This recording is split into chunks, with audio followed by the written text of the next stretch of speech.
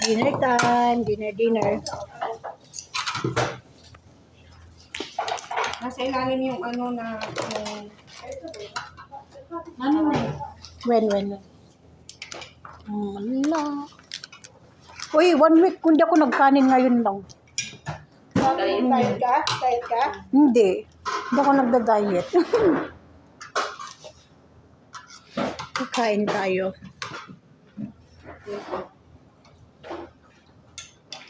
Toka ni Mother Marisa ngayon. Oh, yun. Thursday rotation. Dinner time. Sinigang na fish. Ay, buti dito wala yung isa. Mauna ka. Naalala ko na naman yung gulay. Ubusan agad.